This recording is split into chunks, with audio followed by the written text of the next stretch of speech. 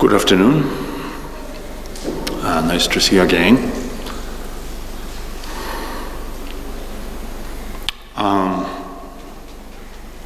This morning I did generalize the topic of the interdependent origination, which refers to the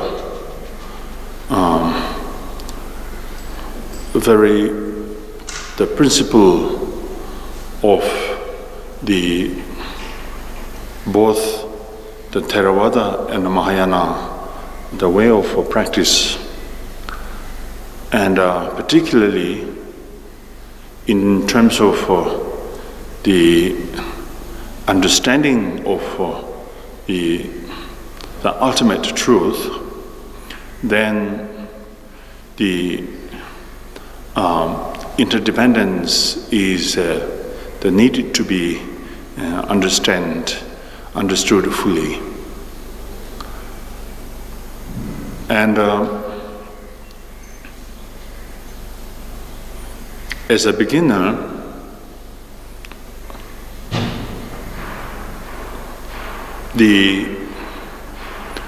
every object of phenomena is the object of the meditation of interdependence. Interdependence means, actually, when we talk about the interdependence in the concept of the Madhyamika school, the great Pandits Chandrakirti and Shantarakshita, as well as Chandrakomi from the Chittamatra school, those great Mahapandits and masters strongly explained the concept of the interdependence.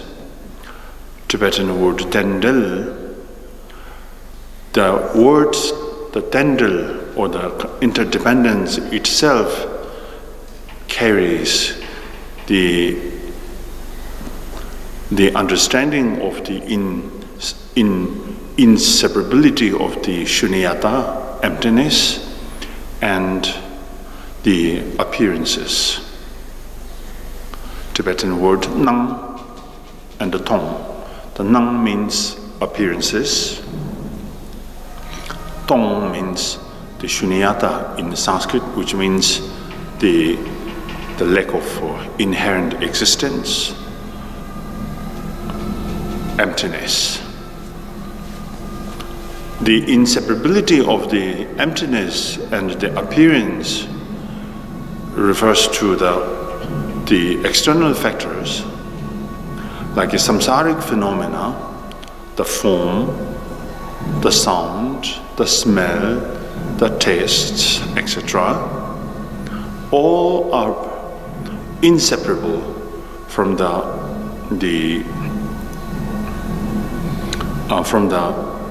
inseparability of the emptiness and appearance. The word of nang, simply translated into English, it said appearance.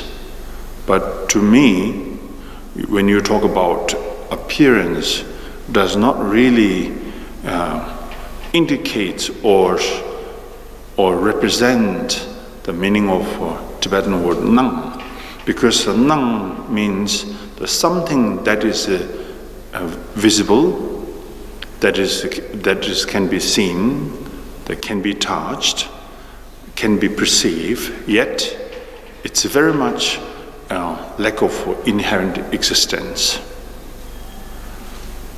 Giving example like a rainbow or reflection of the moonlight in a lake or in pond.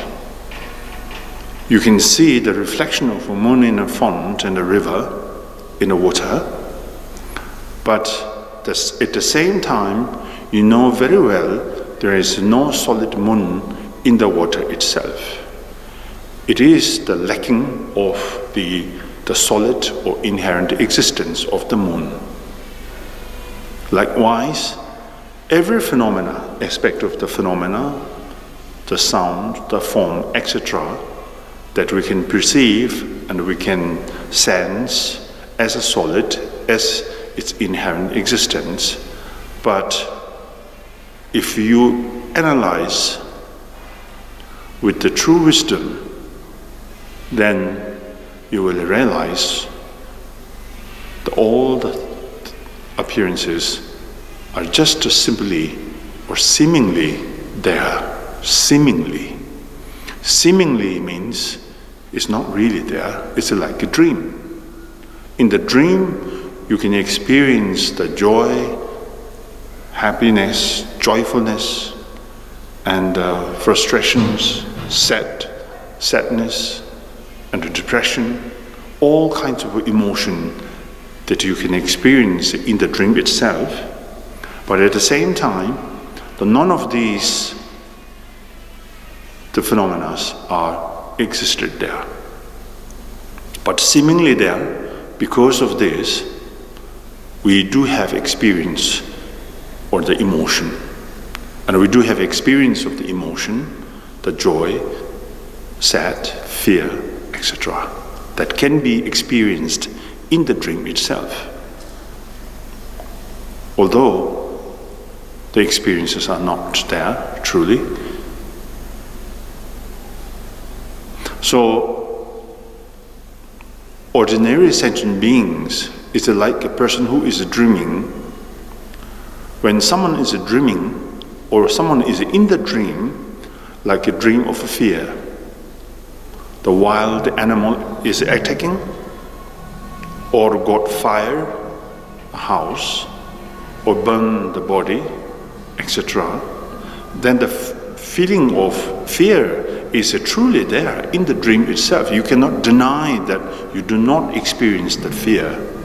In the dream, you are experiencing the fear solidly and truly. But at the same time, a person, the next to the person who is dreaming or dreamer, try to wake you up. Because the person next to the person who is dreaming is awakened, and he or she knew that you are dreaming and you are having problem with your emotion, fear and depression, etc. So only choice he or she has is to wake you up, pull or push you and say, hey, get up, wake up. No such dream is there truly. It's just an illusion. It's just your mental projection. So he or she wakes up from the terrifying dream, and then he or she is free from that terrible experience. It's just an example. It's just a simile. Now, the true meaning is, like we are like a person who is in the dream, terrible dream, the fearful dream, and we are wandering in this samsara with the full of fears of anger, jealousy, pride, etc. All kinds of disturbing emotion or affliction or confusion. Although none of these emotions are truly existed, but because of the long-term accumulation of the negative habitual tendencies is so vast and so profound, therefore, so we are still wandering in this samsara with the fear of all this kind of emotion and then the affliction, confusion. We are unable to wake up Although logically we know this is not true, theoretically we know this is not true, intellectually you understand none of these are truly there, but all are based on simply conceptuality and a superficial level of understanding. Therefore, we are unable to get rid of or unable to get out of the field of fear. Arhats, Sanskrit, Arhats means the noble person. Why noble? Because of the person who is fully realized the true nature of all phenomena, which means external phenomena and the internal phenomena. Fully experienced and fully actualized and fully completed. So the Tibetan words is called Pakpa. In Sanskrit it's called Arhats, which means noble, the realizer beings. Divided into three noble persons: lesser and the medium and complete. The lesser is called the Arhats of the Theravada, Sarvakayana in Sanskrit. And their realization is perfect, excellent, but compared to the realization of the bodhisattvas, the noble bodhisattvas and the noble Buddhas, so their realization is not completed. The Arhats of the bodhisattvas has also many subdivisions. The bodhisattvas of the beginner, the ordinary bodhisattvas, and the bodhisattvas of the Arhats, which completed the first bhumi, the path of seeing. From second bhumi through the 10th, the 9 bhumis, the bodhisattvas at the levels of these 9 levels are the bodhisattvas of the path of meditation. Then the variation of from the 10 bhumis is the Arhats of the Lord Buddha, the who is completed his or her complete realization. So the Arhats has the different steps, levels. The levels differentiated by their own efforts and practice. So the process is so important when you enter into the practice. You cannot simply choose what you like, and you cannot select and what you are desire for. It's just the process which is very systematic, taught by masters with a good reason and let you understand correctly. Therefore, the process is needed to be cultivated. Now, this afternoon, of course, the topic of the interdependence, I try to add a little bit about the further the knowledge or understanding of the interdependence, how individuals bring it to the stage of the broader perspective, so to speak. Now, we talked a little bit about transformation this morning, right? If I'm not wrong, I think we did discuss a little bit about transformation this morning, which is quite interesting to me, yes. And talking about the transformation is very much interrelated to the interdependence. very much.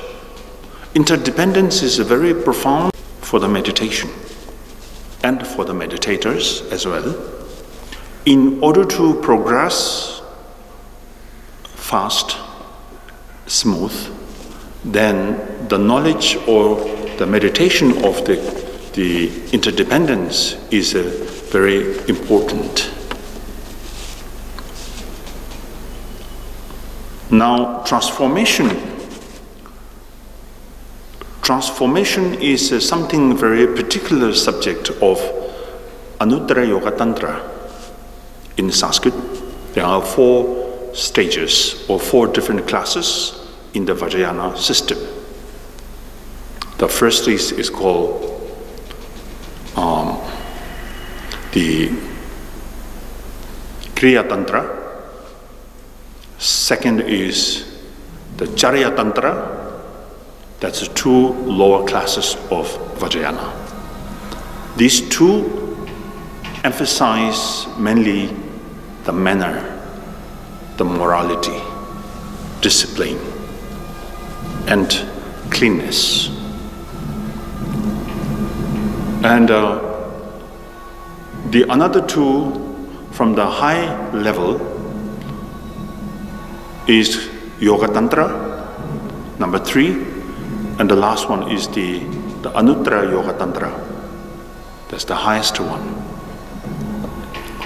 What makes these 4 differentiations between is because of the realization. So therefore, individuals do have the different levels of the capacity of mental practice. The capacity is very important. When Buddha did turn the wheel of Dhamma, his first concern is the individual's capacity, mental capacity. It's not because of his or her realization. Importance of the circumstance when someone gives teaching or someone performs teaching, one should consider the other individuals, the mental capacity or the capacity of the wisdom. That's so important. So the teaching should be performed accordingly, then you can make a benefit from the performance of teaching. So now, transformation is a very special the practice from the Anuttara Yoga Tantra. This is the power of knowledge from the interdependence. Interdependence means the inseparability, understanding or the realization of inseparability of the shunyata, emptiness, and its appearance or clarity. I could say, in one hand, appearance is like a clarity. So these 2 never separate to each other. It's co-emergently existed.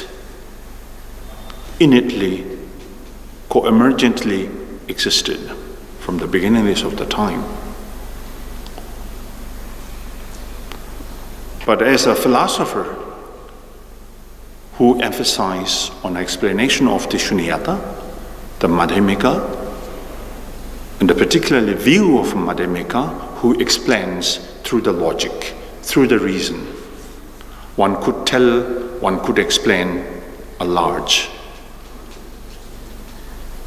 But this does not mean that he or she is fully realized, because she or he could explain very well, and he or she could explain a lot, or he or she could write a commentary to the root text. Does not mean that he or she is fully realized.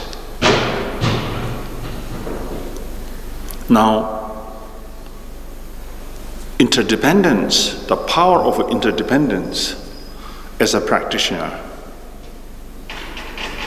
like meditation or visualization, The visualization, when you visualize the form of deity, the form of syllable letters, and the mandala, etc. Why is so important? Because in the Vajrayana, they explain two different processes. The process of the generation and the process of the accomplishment or completion.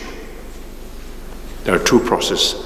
Some other they say 2 stages, but it's wrong. It's not stage, because in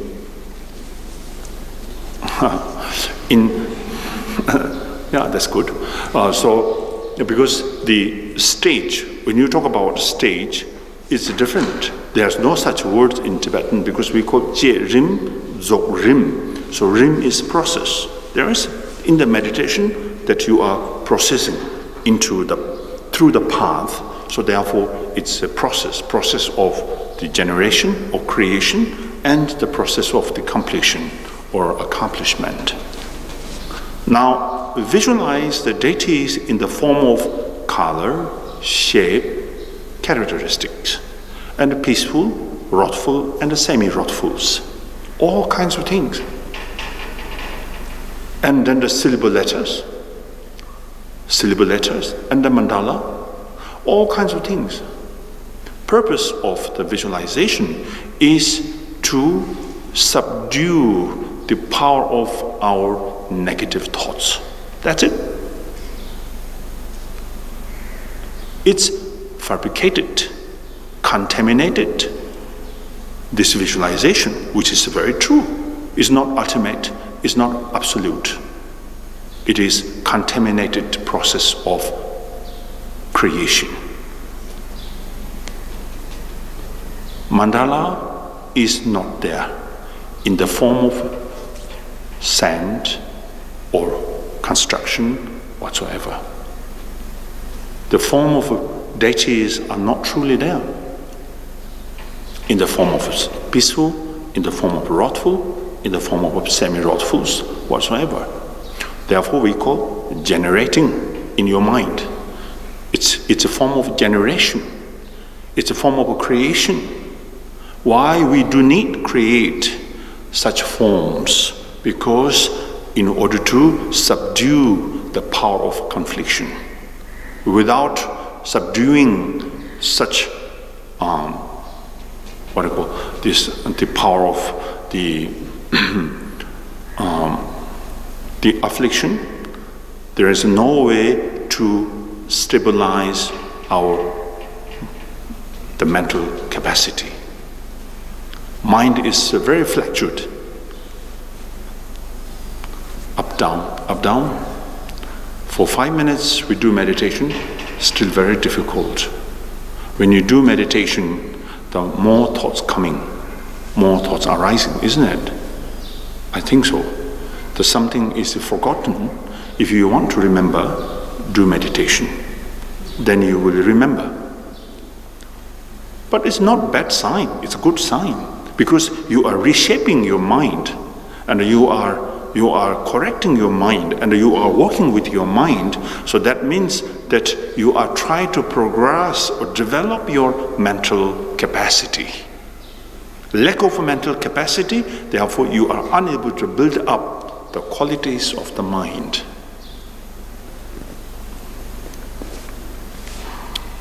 So, no choice. Given all these methods, like visualization, recitation mantra, focusing your mind on object, kind of discipline in the manner of morality, all performed these teachings, methods on the grounds of morality that need to be moralize your mind. Give a good lesson of the morality, your mind, because the mind is too wild and spoiled, difficult to bring it back to your own your own nature. Being away from your own nature for so long time, so therefore we need to be put effort a lot into this process. So therefore visualization is needed. But at the same time, we need to understand such process of the generation or creation is not ultimate practice in the Vajrayana Buddhism. It's just a method, it's just a skill.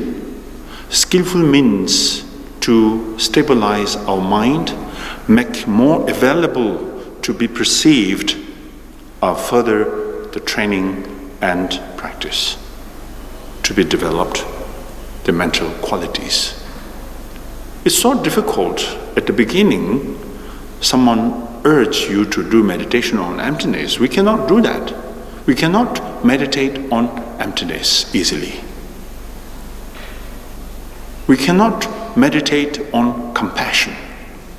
If somebody tells you do meditation on compassion, loving kindness, okay, we do, but it's so fabricated and so superficial and very contaminated. Your mind contaminated all this process and practice. Why? Because never well trained our mind fundamentally. Therefore, all methods that we apply are very artificial. You feel it's not correct.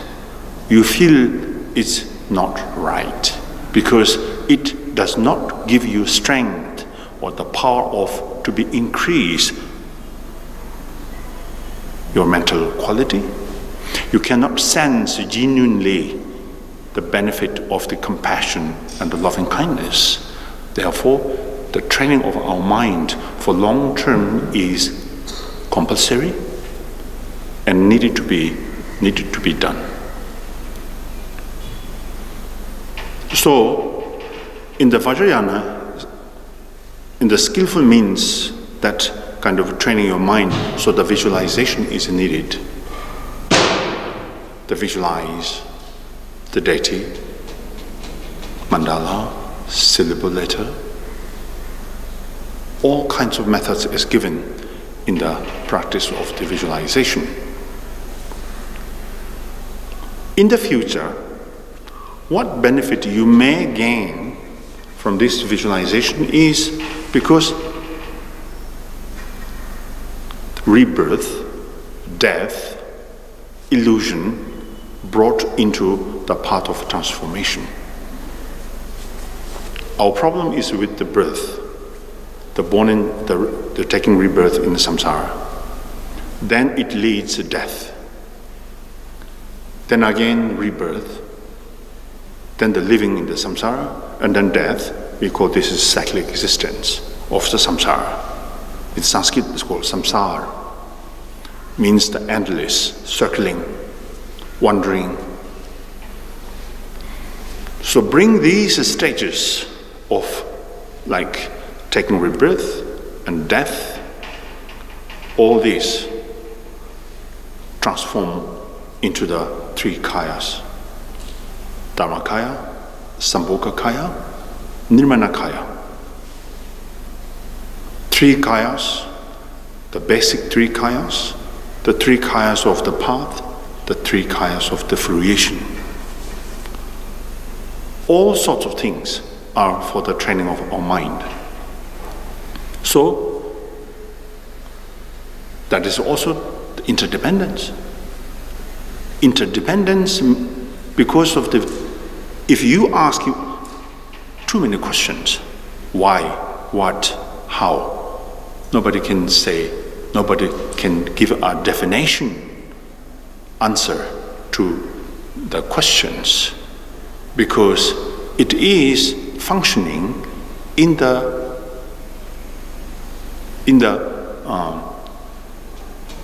phenomena of the interdependence. Giving example like ignorance. How does ignorance come into existence? Even Buddha didn't give answer. So many his students asked this question to him, and he did not give answer. Even the Milarepa, Gampopa asked Milarepa. Milarepa says, "Watch your mind. Look at your mind." So interdependently arising, interdependently functioning, and interdependently displaying. So therefore,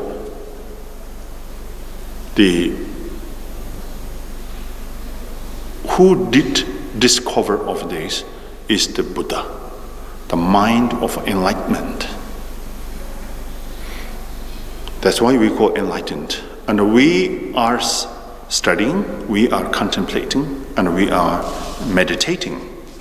But our meditation, our contemplation, our study are not as qualified as the mind of enlightenment. Therefore, the lack of experience, everything has its own limitation. We cannot cross a limitation because of the lack of actualization. So, if we do well practice the visualization, the process of the generation and the creation, then it leads to the process of the contemplation. Now, talking about the contemplation is the result of the generation. It tells you the form of deity is just a projection. The mandala is the projection. The sound of a mantra is also projection. And the color, shape, characteristic of all these are just projection. It's just a mental projection. What you have found at that moment is your own true nature of mind. You have found true nature of mind through these processes, the well-training. Each and every aspect of all phenomena become as a part of the Dharmadhatu mind. Like a wave and the ocean, the wave arises from the ocean, but it dissolves back to the ocean itself, which indicates the wave itself is never separate from the ocean, but because of the effect from the strong wind, it shapes wave. Ice it's never separate from the characteristic of the water, never separate. But because of the cause and the condition, so it becomes ice. But when this cause and the condition apart from this, then the ice goes back to the water. Similar, our mind, because of the cause and the effect, ignorance, dualistic mental attitude, the confusion, the lack of training, because of these, the conditions, we are kind of confused and wander in this samsara. But if we train well our mind through the analysis, meditation, contemplation, and with the proper guideline, then it's so simple to go back to our own nature, which is free from the fabrication, free from the contamination, and free from the confusion from the beginningless of the time. This shows our true nature of mind, innately, naturally, never diluted by so-called these confusion. Confusion is temporary. If you do not apply the methods, the remedies, antidotes, then the confusion is always there, and it will be there always. Therefore, we call this endless samsara. Samsara never ends because of the confusion never ends. If one individual are able to make end your confusion, then his or her samsara is ceased, which here you can call the transformed the samsaric phenomena into the nirvana. So these are all function of the interdependence. Now we are talking a little bit into the deeper level of the interdependence. Interdependence because of the shunyata, emptiness, lack of inherent existence. If cause or result, effect, or condition are all solidly there, the eternity and changelessness, then all kinds of different functions would not be possible. Individuals wandering in the samsara, by applying the Dhamma practice and then sees this samsaric vision, and he or she liberates, are all because of the power of interdependence. Confusion is there because of the wisdom is here. If there is no confusion, there is no wisdom. Is it true? If there is no samsara, then there would not be possible the nirvana. So these two notions are all interdependently related to each other, interdependently depend to each other, rely on each other. Until we realize these two are undifferentiable, then we have these two notions separately. We do have, this is a samsaric vision, this is a nirvanic vision. This is a samsaric vision. Because of this, we accumulate merits and purified negativities and try to abandon or avoid or give up the samsaric experience. And at the same time here, we expect nirvana. We want to enlighten, we want to attain the liberation, and we want to become as the nirvana, the arhats, the realized beings. So therefore we are trying to adopt all the positive, the methods. So these two notions are there. We cannot deny. We can't simply say these two are empty. None of these are truly there. We say, philosophically we say that, logically we say that, intellectually we say that, right? But no point and no use until we fully realized it. So therefore, from the very basic practice to the highest tantric practice, these two processes are all functioning in the sense of the power of interdependence.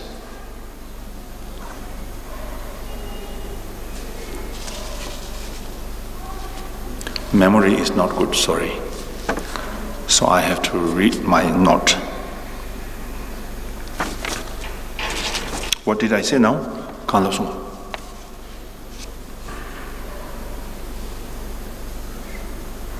Oh yeah. Consciousness, mind, English word. I'm not so familiar with the English words, but I'm here imitating. So, although I do not catch the meaning of consciousness, but I try to say consciousness is this, consciousness is that. Practice compassion, loving kindness is so important.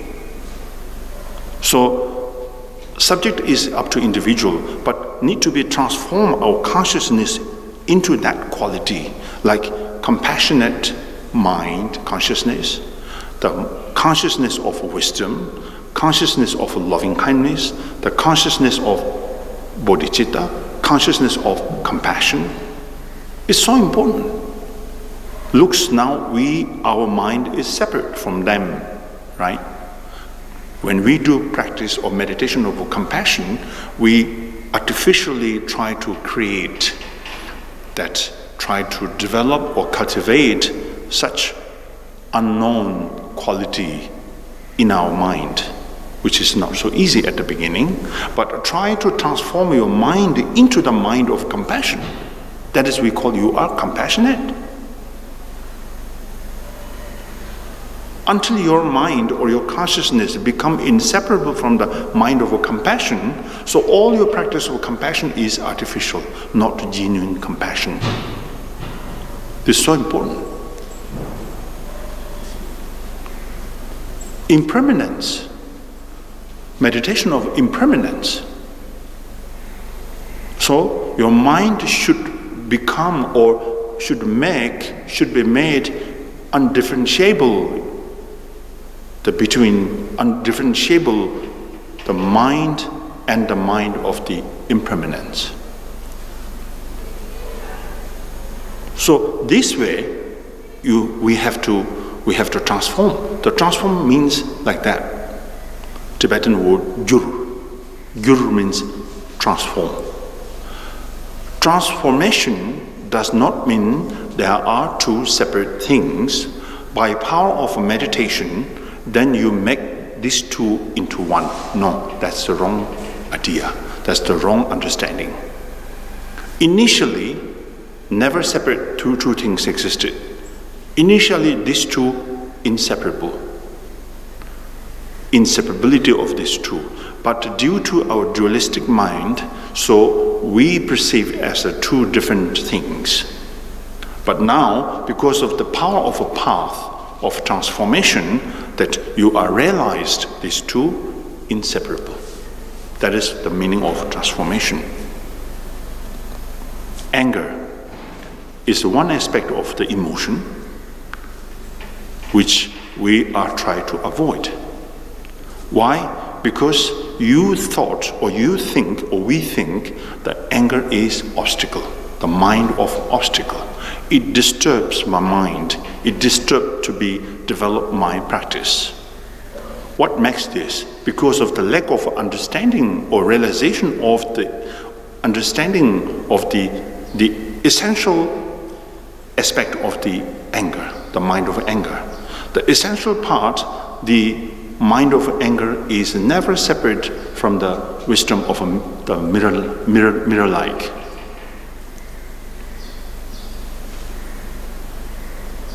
So the five wisdom and the confusions, the mind of confusion, is just as I said, one that is the vision of the samsara, the wisdom are the vision of the nirvana. So, as I said this morning, when your mind turns outwardly,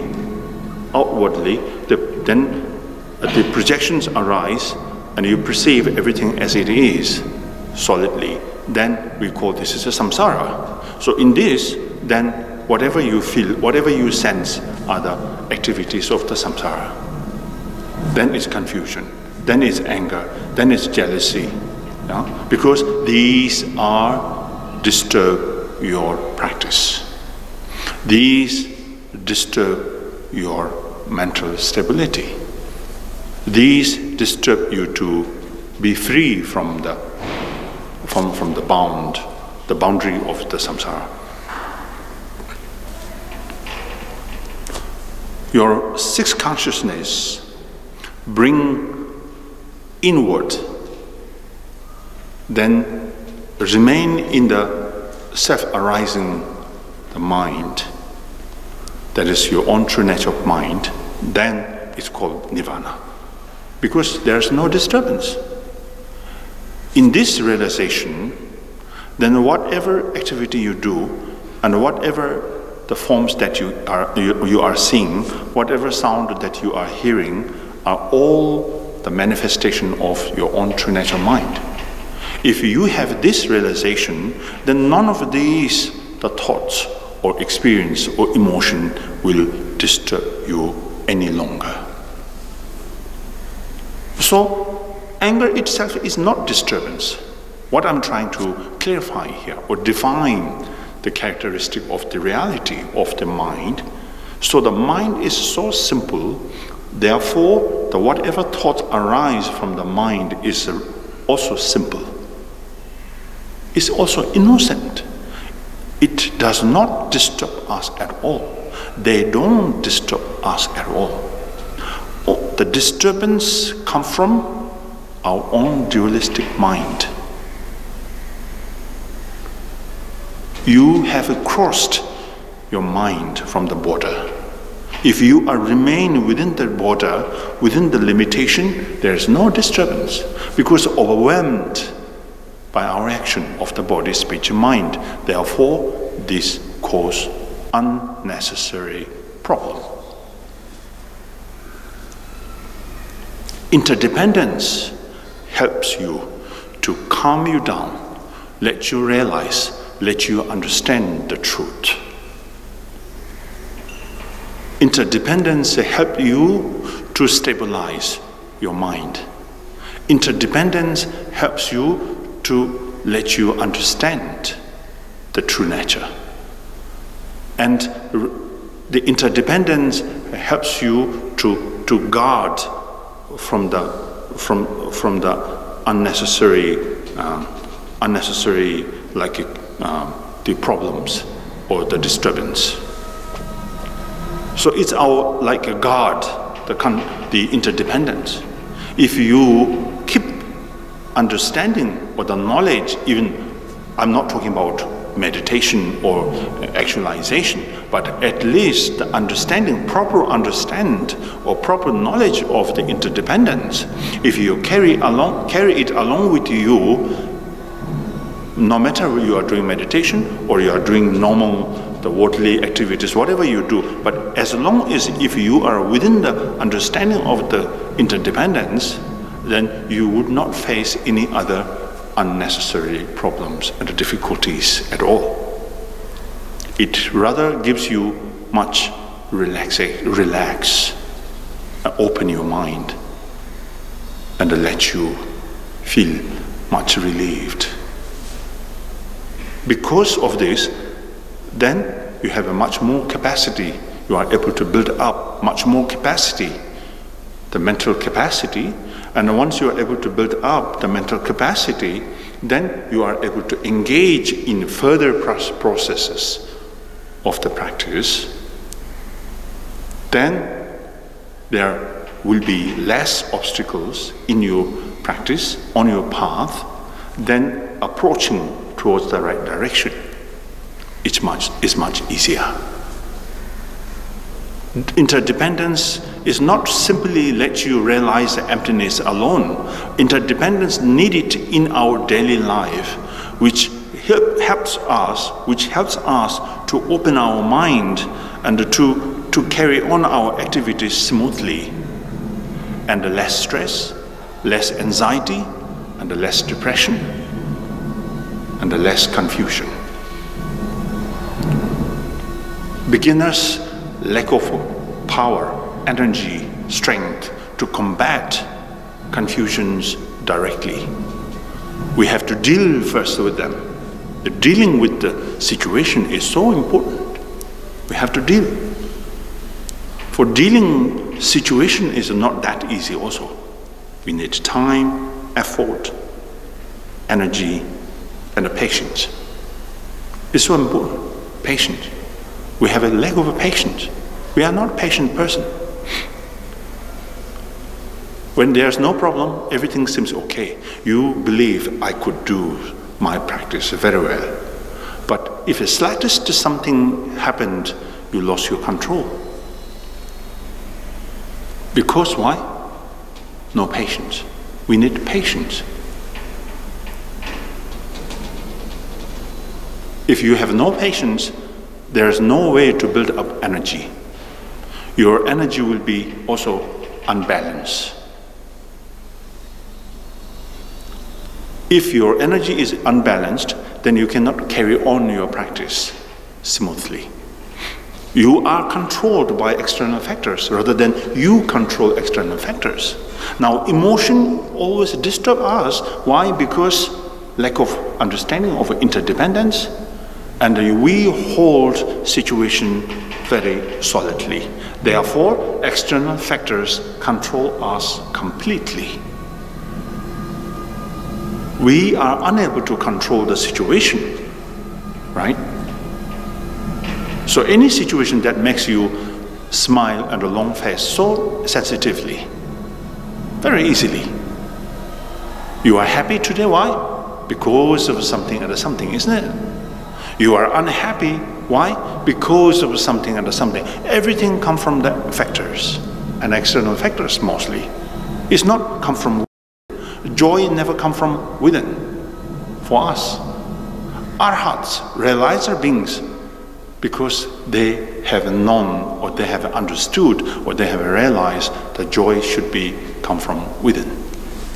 If you are able to experience the joy come from within, then external factors no longer disturb you at all. Because that is the ultimate joy and ultimate happiness. Our joy comes from outside. Somebody press you, you are happy. Somebody criticize you, you are unhappy. Right? You lost things, you are unhappy. You found it back, you are so happy. Somebody planted a flower in your garden, you appreciate this person. Somebody plucked your flower from the garden, you show long face to this person, and then shout, and then fight.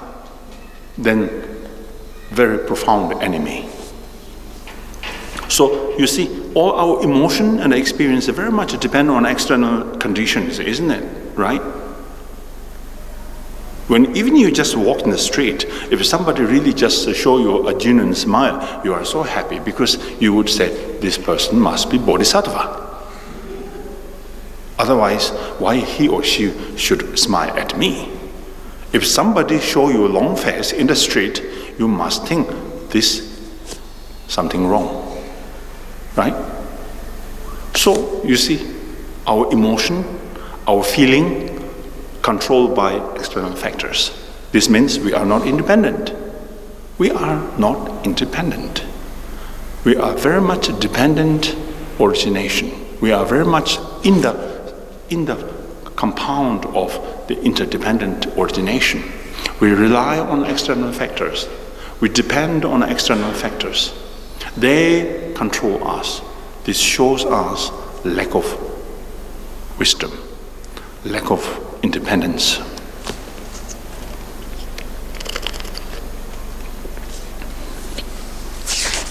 Therefore,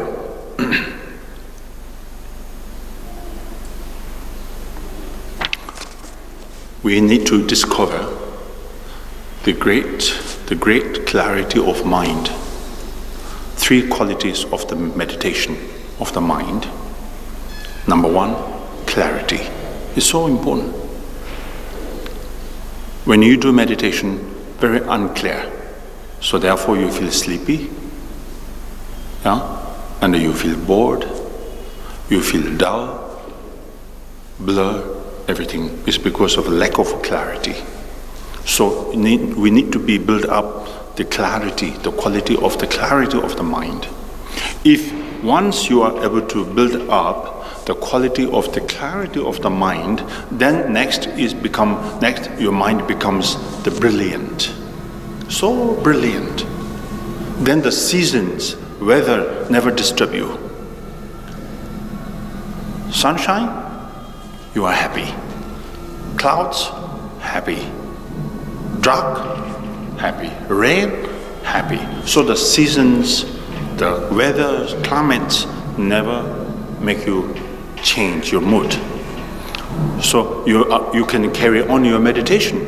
Morning, afternoon, evening, even in the night. You can meditate in the sleep. So joyfully, happily, and never satisfied with the joy of meditation. That's the result of the brilliant. And the last one is the awareness. That's the result from the clarity and the brilliant. If you experience these three qualities within the mind, I'm not talking about meditation alone, but these three qualities should be kept in our mind always. From there, then you can enter into the meditation. Then you can make far-reaching benefit of your mental capacity. Memorizing, remembrance. Yeah? So your wisdom is then extraordinary, become extraordinary. So powerful wisdom, so powerful mind. Because of these three qualities, the clarity, brilliant, and awareness. Then the transformation can be met because of these three qualities. Lack of these three, there's no chance to be able to transform the things into reality. It's so difficult. So what I'm trying to tell you is the base or the foundation of transformation is the understanding or the knowledge of the interdependence. It's so simple, right? So interdependence makes us reduce our anger. Interdependence helps us to reduce our jealousy. All emotions, because of the interdependence, we can stabilize, we can control emotion.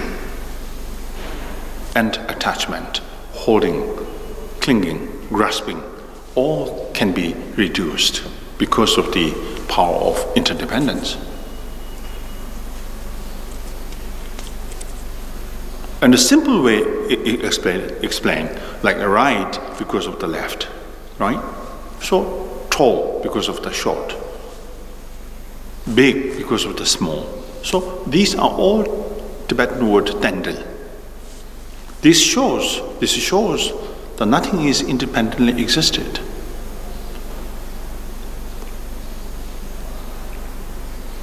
The samsara because of the nirvana. Even our simple life is also very much dependent on the cause and the condition. It's very much interdependent origination. From the day of the taking the rebirth in this samsara until now, every single moment we are very much dependent on the core conditions. To generate compassion also we need to depend on the sentient beings, the loving kindness. So therefore,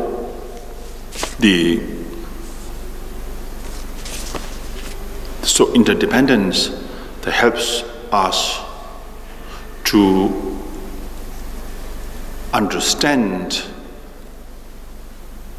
the ultimate, the mind. Interdependence helps us to build up the knowledge of the ultimate true nature. Mind has the gross level of the mind and the subtle level of the mind. The gross level of the mind, when we die, the gross level of the consciousness is ceased. Then the subtle level of the mind is there. So as a meditator now, what we try to do is we try to recognize or to define the subtlest level of the mind. Anger, jealousy, all these emotions are part of a gross mental function. So these will be seized when we die. But the subtlest, the mental state, like from the concentrative meditation, that you have built up the experiences of the subtle joy, subtle the happiness, the subtle satisfaction from the meditation would be the lasted until fully enlightenment. Therefore, as a meditator, when you die, then the meditator can perform the special technique to be seen different qualities within the subtlest, the level of the mind. Therefore, after die, so all kinds of the visions of the sound and the form and the rays will not be able to fool him or her because of the stability of his or her, the stability of the meditation from within the subtlest state of the mind. Gross level of the mind can be fooled. At the time of death, if you hear some terrible sound, then you lost your control. You can vision that terrifying vision at the time of death, then you lost your control. Even you are well meditator, if not achieved your meditation, just simply having quality of the well-trained meditation, but if you are not be able to recognize the subtlest, the level of the mind through the meditation, then at the time of death, you will be fall back to samsara again. So therefore, as a meditator, we have to go through the training of or to finding out the characteristics or the levels or whatever of the subtlest level of the mind through the meditation. Therefore, the clarity, brilliant awareness, these three are the quality of the subtlest, the mental quality. It's not the gross. So that is so important as a meditator. It's so important. As a meditator, he or she has the power to withdraw the gross level of the mind and then remain in the subtlest level of the mind. Gross part of or the level of the mind does not disturb this meditator if you are achieved your meditation. Not only well trained, but that train should be achieved or completed. Then whatever visions of the sound and the things appear at the time of death, then you will realize, and the more you are able to see or hear, then more you are clearly understand the true nature of your mind. So you can call Dhammadhatu or Dhammakaya or true nature of mind, whatever, that is the subtlest, the level of your mind, which cannot destroy by emotion, confusion.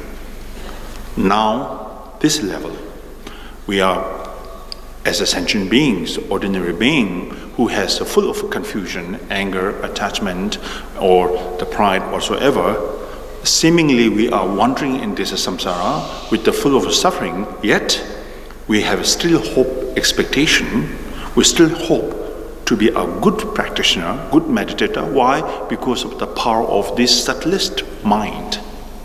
Subtlest mind never diluted, but the gross level mind is diluted because we have anger, therefore it disturbed. We have a pride, because of this, our mind disturbed. We have a jealousy, because of this, disturbed our mind, mental stability. But besides these gross level of the mind, there are subtlest mind because of this power, the brilliant awareness and the clarity. So therefore, your mind basically, co-emergently, innately, never diluted. Therefore, we can be enlightened sooner or later. So these are all power of interdependence of the phenomena of outside or inside. When we talk about the inner phenomena, that is the inner interdependence. For this, we need well training, particularly Vajrayana practice. The process of the generation and the process of the completion is needed to be able to recognize or discover your own true nature of mind. Glimpse, usually, it appears, but does not last there because of so powerful our gross level of the mind.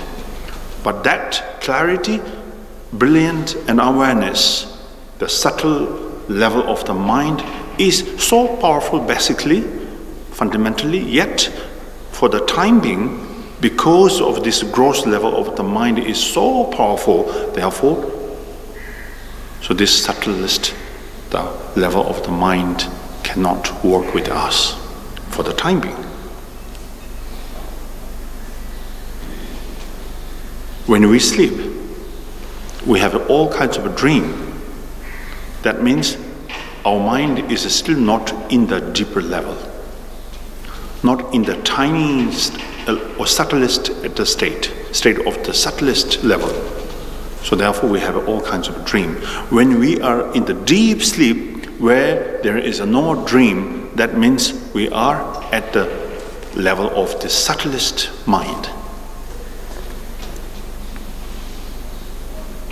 And when we sometimes even don't meditate, but we just relax on the chair like this, and sometimes thought ceased, and you don't think anything, yet there is an inner joy, but it's glimpse and a very moment, short moment.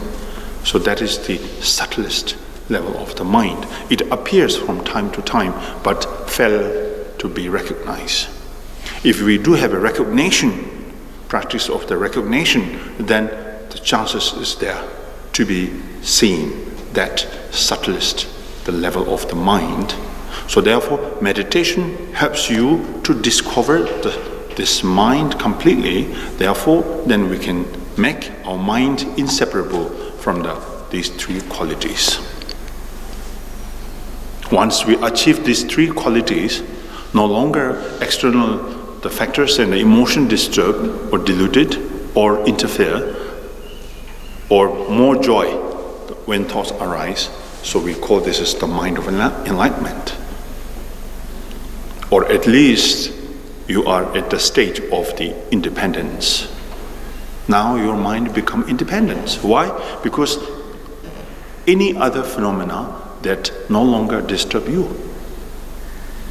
Anger arises, but spontaneously or simultaneously it transforms into your own true nature. And any other emotion arises, that without putting effort into, but automatically or spontaneously, it dissolves into your true nature of mind.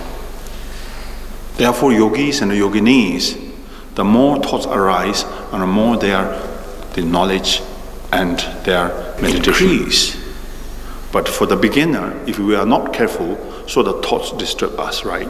So therefore, we try to avoid the thoughts, and we run to the jungle, cave, and put the notice outside the door, say, please don't disturb me, I'm doing meditation. You put that note outside. And sometimes you say, from 1 o'clock to 3 o'clock, please don't disturb me. Somebody knock your door, and then you get angry inside the retreat room. Then you shout from the room, say, then why do you disturb me? I have put it there, notice. You see, it's so complicated situation you have when you are in the retreat. You have to put notice outside, you have to announce that I'm in the retreat, and you have to send a letter or email to your friends, say, please don't contact me during this period of time. I'm doing meditation, I'm working with my mind, I'm fighting with my emotion, and I try to finish all of them, so please help me, don't disturb me. So see, all kinds of complicated situation. You are doing something, but you don't know how to do it properly. And you make more confused. And then you are very undecisive. You are in the very undecisive situation. Should I do 1 week retreat or 10 days? Too much. Maybe 7 days? It's still too much. 5 days? Not enough. So you see. So that's why I'm saying the everyday retreat is the best. Apply with the mindfulness, cautiousness, alertness. That's the best retreat. That's the best retreat. Of course, it does not mean that you don't do retreat. Of course, we need to do retreat. But at the same time, how do you taste? How do you know that you are doing right? How do you know that your practice improve or not, or same? You need to know, isn't it? So in order to know such, you have to go outside. You have to deal with the situation. You have to walk with the situation. You have to accept both the bad and the good situation.